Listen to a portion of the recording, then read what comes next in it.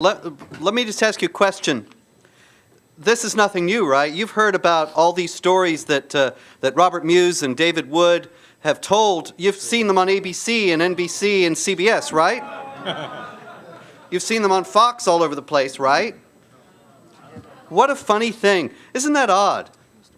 And actually, it's not odd at all. Obviously, we all know that in the United States, right now, the mainstream media, for whatever reason, is completely complicit with the Sharia initiatives that are trying to advance Islamic law and to assert the principle that wherever Islamic law and American law conflict, it's American law that has to give way. In Islamic law, it is forbidden for non-Muslims to proselytize among Muslims. It's not forbidden in the United States for Christians to preach Christianity. So what Dearborn was doing to David Wood and Nabil Qureshi and the others was enforcing Islamic law upon them. Now this should have been front page banner headlines in the New York Times and the Detroit Free Press and everywhere else. This should have been first lead story all week on all the top news channels, because this is a story about our fundamental rights. And instead, if they reported it all, if it got into the free press at all, you can be sure it was about Islamophobia. And it was about hate speech. Well, you saw Nabil, you saw the video.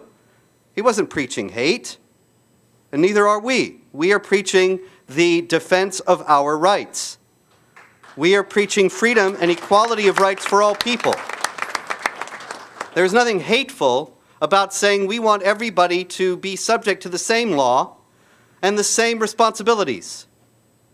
And everyone have the same rights under the law. Oh, how hateful. But anyway, the thing is, the media we know is nowhere. The media, as Pamela has dubbed it, is the enemy-media, is on the other side.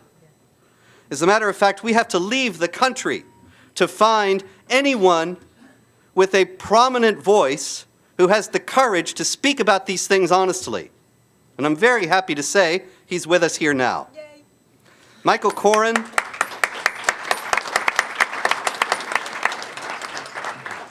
is the host of a television show on the excellent Sun TV network in Canada. He is one of the very few people in the media who has the courage to take on these issues, to discuss them fully and honestly, without the cant, without the obfuscation, without the denial, and without the propaganda that the mainstream media steadily subjects us to when it comes to issues of how Islamic law is threatening our freedoms. And so it is with great pleasure and honor I introduce to you Michael Coren.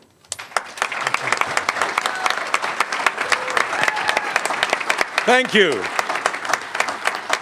Thank you. That was very nice. A bit more if you like. I'm fine with that. Thank you for inviting me to your lovely little country. As an Englishman, I've always wanted to say that to Americans. And as a Canadian, I can. Just explain a little bit about my background, because now, by the way, I have to establish that you can understand me because I speak English properly. And you're American. So I'm from England originally. I've been in Canada half my life. I was a journalist in the UK. And the only reason I ended up in Canada is because, golly, back in 1986, I was at the University of Tirana, as they call it. I was invited over to give a lecture, and at the party, the boring conference, but at a party at the end of the conference, this very beautiful woman came up to me, and she must have been drunk. She said, "You're amazing. You're amazing." And thinking this may never happen again, I married her. And I was quite right, because it hasn't happened ever again. So that is how I got to Canada. But, you know, I grew up in Britain in a little town called Ilford, which is where London and Essex meet. There's nothing, Ilford, anonymous. But I went to the local state school. It was very nice. You know, this is Britain. We had free education and health care and the Queen and dentistry. No, not the last. It was a lovely way to grow up with the great benefits of Britain in the 1960s and 1970s. There was a young man who grew up 3 streets away from me, but my father drove a cab. There was black cabs in England. We weren't particularly wealthy. He did have money, this young man who grew up just 3 streets away from me. So he went to the local private school. His parents could afford that. He had the best of everything Britain could give, as North America gives, tolerance and pluralism and respect. No, I'm serious about that. No, I'm not. This is not a joke. We are the post-Christian world. The world established on Christianity is a light unto the rest of the universe.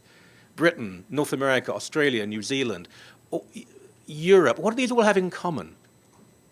Pragmatism? Liberalism? No, Christianity. But anyway, he grew up with all the benefits of the United Kingdom. He went on, after his private education, to be a member of a gang who kidnapped Danny Pearl and cut his head off.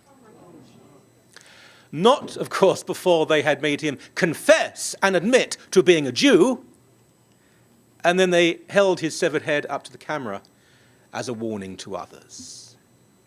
I'm sure the oppression and the injustice and the poverty that young man had grown up in turned him into a murderer, not his religion.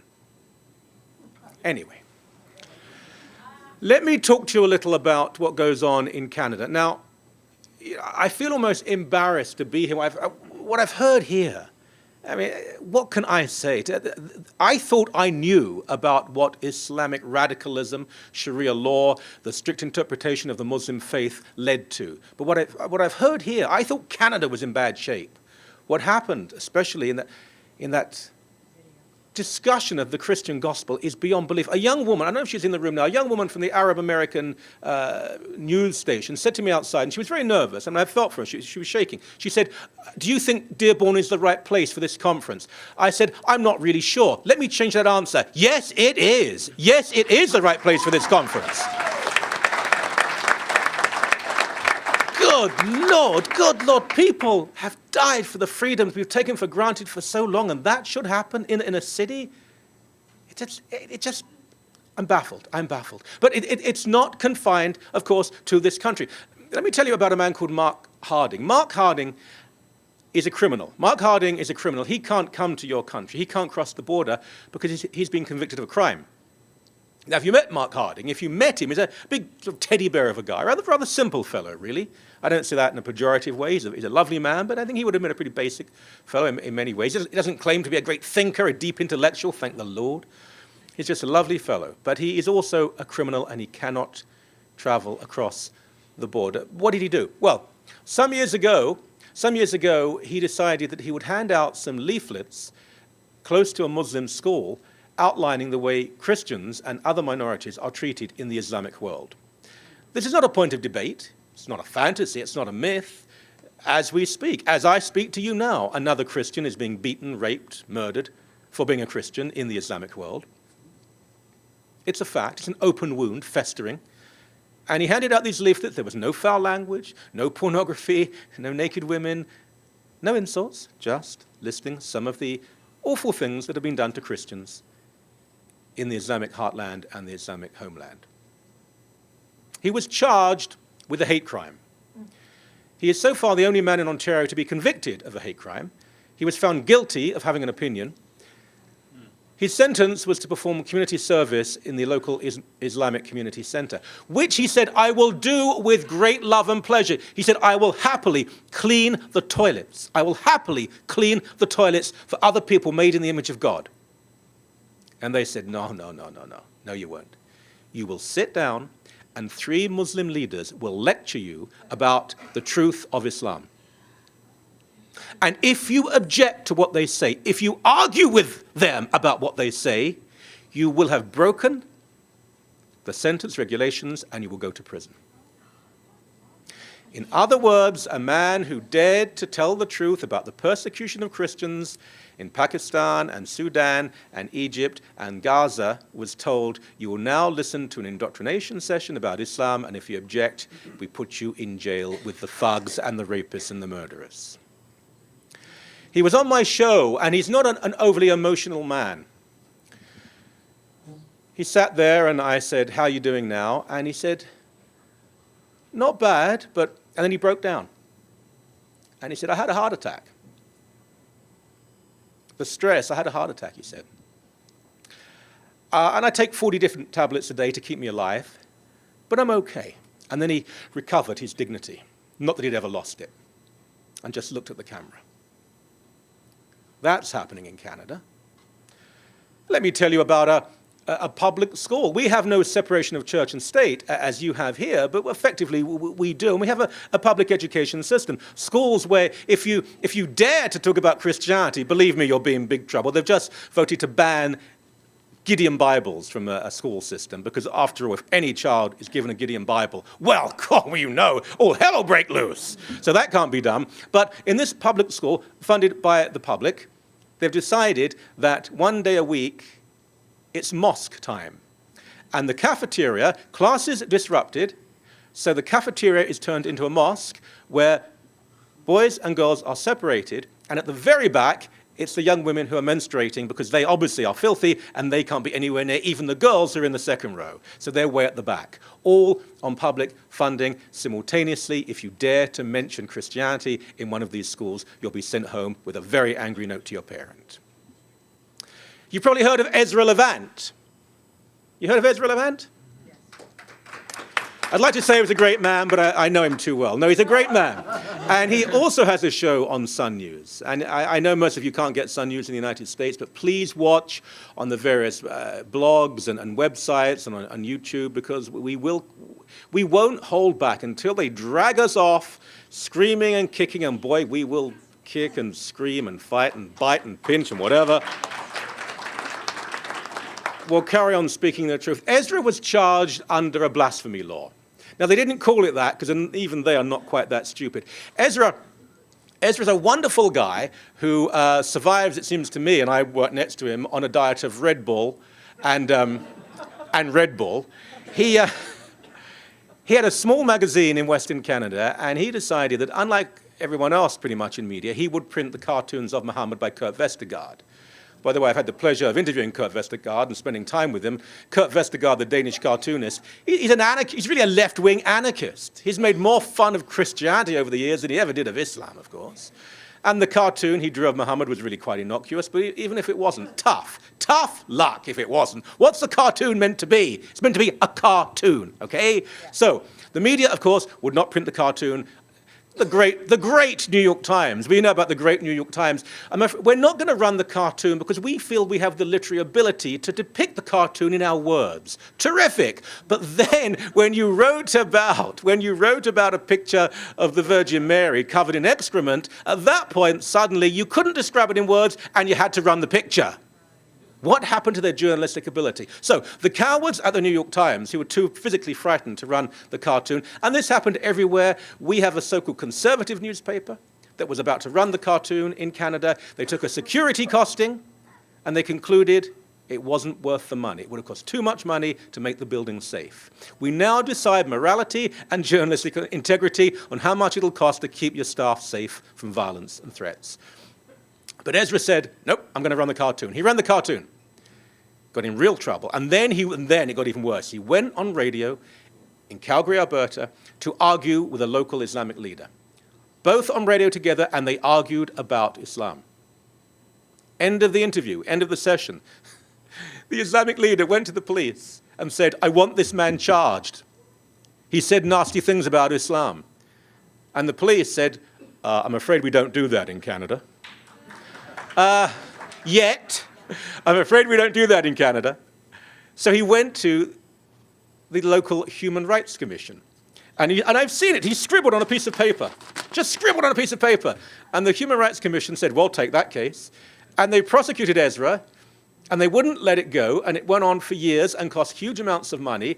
The man who brought the prosecution never had to even turn up for any session. End for him. Ezra was given no legal representation. But being Ezra and surviving on Red Bull, he said, I'm not going to give in. And he fought the case, and he fought the case, and he had a camera set up, and he sat there with his human rights commissioner, and he said to her, you are a thug. Your employers are thugs. You're a bully, you're a fascist, and I'm not going to back down. And God bless him for that. And he won. Yes. And he won. So we are fighting back. But let me talk about the specific... Oh, I have to say this. Do you get Little Mosque on the Prairie in the US? Do you get that show? You do?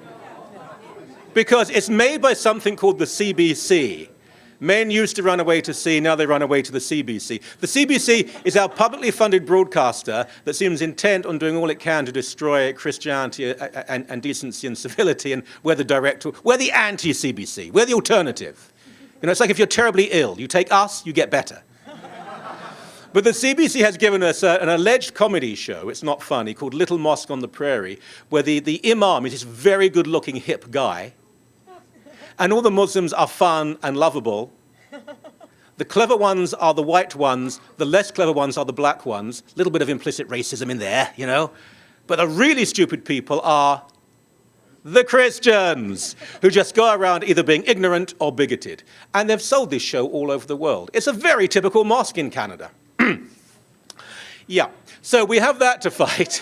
I've yet to see the episode where the youngest daughter is slaughtered,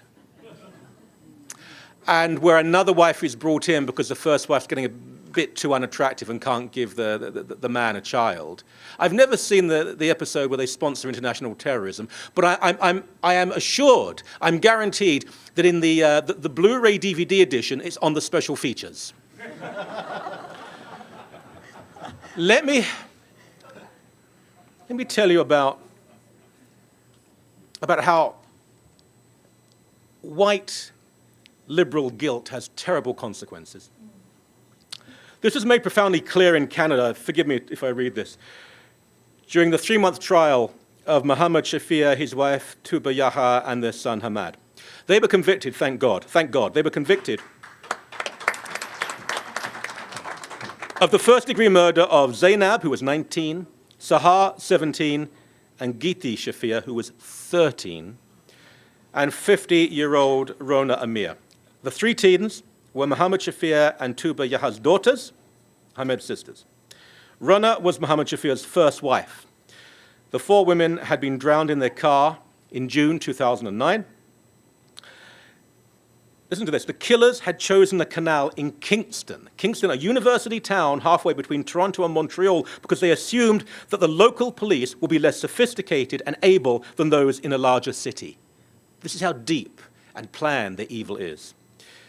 They had also researched murder techniques on the internet and planned the honor killing, the Islamic honor killing, long in advance. Now, the case really shook the country, but it was only the most recent of a dozen murders in the last 12 years. And Canada only has 33 million people. The most recent of a dozen murders in the last 12 years, that's 1 a year, almost all involving Muslim patriarchs aided by sons, cousins, and wives.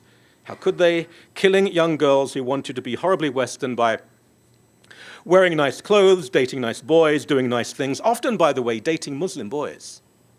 Well, they were dating Muslim boys, just not the right boys that these killers wanted. In the Shafir episode, the 3 daughters had refused to wear the burqa, and one of them had even dared to wear a bikini. Good Lord. Rona Amir had been able to give her husband children, so he had taken a second wife, even though polygamy is illegal in Canada. It goes on. Believe me, there are numerous polygamous weddings, marriages that take place. The authorities know about it, and they refuse to intervene. Although not the girl's biological mother, Rona had loved them and tried to protect them, and so she had to die as well. But there's a greater point here. There's a greater point here, with more long-term consequences than this one single repugnant case. The authorities, this is very important, the authorities, be they police, politicians, social workers, media, are obsessed with appearing to be progressive and non-judgmental where Islam is concerned, partly out of a fear of being accused of Islamophobia, but also because, and I think this has to be said, because they genuinely believe that the white Christian West has more to learn from Islam than the contrary. I really believe this to be true. The Shafir girls had pleaded, it makes you weep, they had pleaded with their teachers for help. And while some teachers and some frontline social workers acknowledged the situation was potentially disastrous, the concerns evaporated, they just evaporated as soon as they reached middle management. As soon as anyone in administration, whether it was police or education or social work, found out, they said, let's let it go, let's let it go. It's their culture. So Muhammad Shafir, who had written of his daughters, and I will say the word, forgive me, may the devil shit on their graves, a father, was effectively permitted to commit mass murder. As soon as it took place, commentators, cringingly reluctant to link the crime in any way with Islam, every euphemism they could employ. The moments after the verdict was announced, the lead detective, and he did a good job, he did a good policing job, but the lead detective in the case told the police, quote, "Domestic violence is a terrible thing." Well, it is, but this wasn't domestic violence. And we've just had, I mentioned to you, Little Mosque on the Prairie. We've just had the lead actor from Little Mosque on the Prairie, who's married to the number 2 at English language CBC. How the circles form, eh? Who's on a radio ad saying, as the man who plays the good-looking imam in Little Mosque on the Prairie, domestic violence is wrong. We know that. That's why it's illegal in the Western world. This was an honor killing. It's different. We have never approved of domestic violence. You enshrine it in your legal system in the Islamic world. It was yet another example of a psychosis that has as at its epicenter Pakistan, but extends to most parts of the Islamic heartland and many in the Muslim diaspora. Look, it's a self-evident truth that not all Muslims behave like this, but it's also a self-evident truth that more than 90% of people who do behave like this are Muslim. It's like this nonsense about terrorism. Oh, you say all Muslims are terrorists. No, I've never said such a thing. But I do say the vast majority, invariably, the bulk of terrorism is committed by Muslims in the name of Islam. I'm not saying that, they are. Maybe it will be a basic courtesy for me to believe them.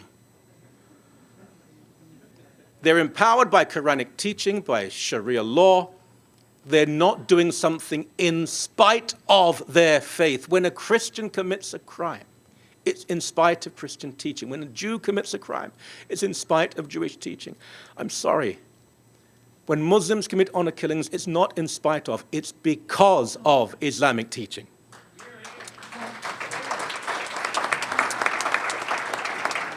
When 16-year-old Aqsa Parvez was murdered in Canada in 2007, I think it was, by her Pakistani father and brother. Care Canada, yeah, we have the version too, our own special version. Care Canada told the gullible that, quote, "It's important not to generalize.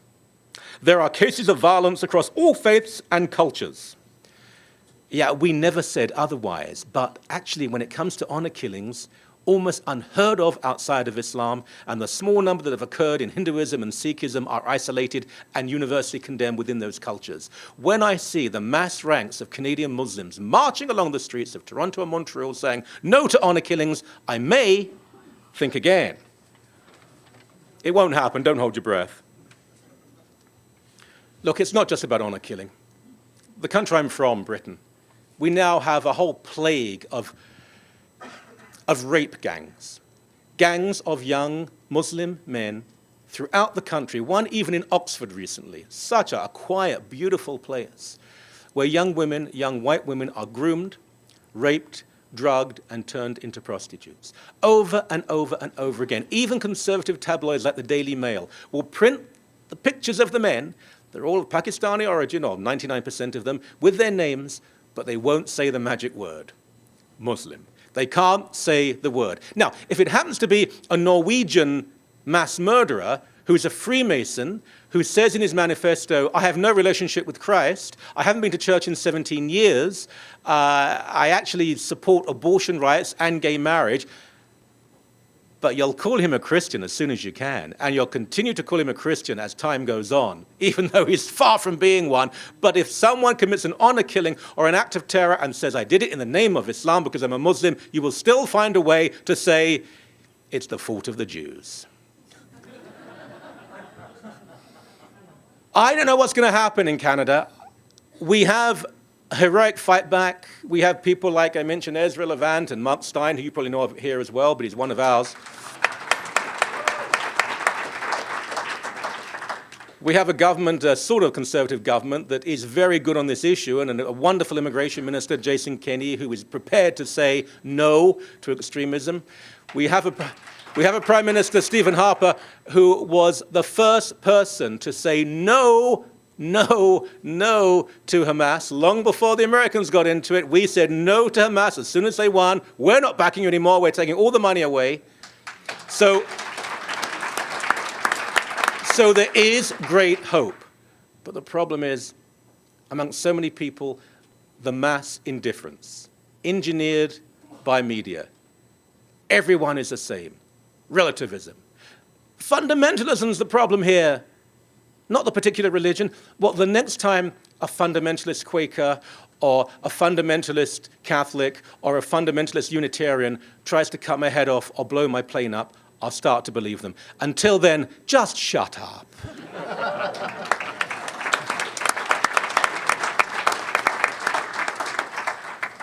It's a real pleasure and honor to be here and to meet people. I mean, I've never met Pam before. Pam's been on my show many times. Never actually met her, now I've met her.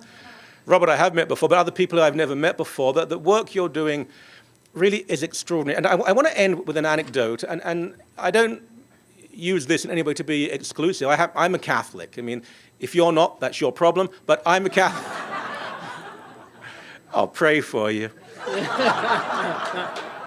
But I won't threaten to cut your head off. But one of the great influences, inspirations in my life has been a man called Thomas More. He's a saint. He was Prime Minister of England. He was called Chancellor, but he was Prime Minister of England. He was one of the great public intellectuals, brilliant, known throughout the world, and he had everything, really. And then King Henry VIII decided he wanted to take a different wife. And that was really the issue. It wasn't actually the Reformation. It was just about marriage. And Thomas More said, you can't do this, Your Majesty, you're already married. And anyway, they fell out. And More was arrested. He lost everything. He lost all his money, his power. His family weren't allowed to see him. He knew he was going to die.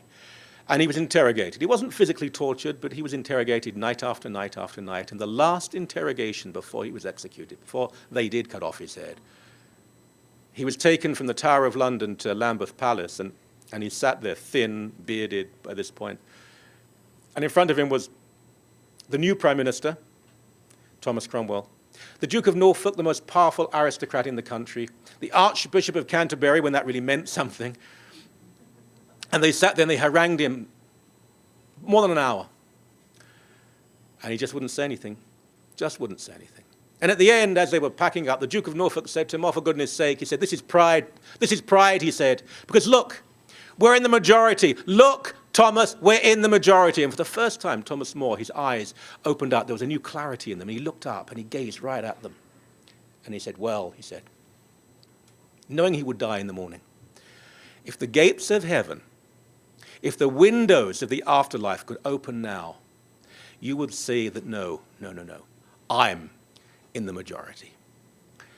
No matter how persecuted and alone and isolated you may feel when you leave here and you go back to your homes, remember,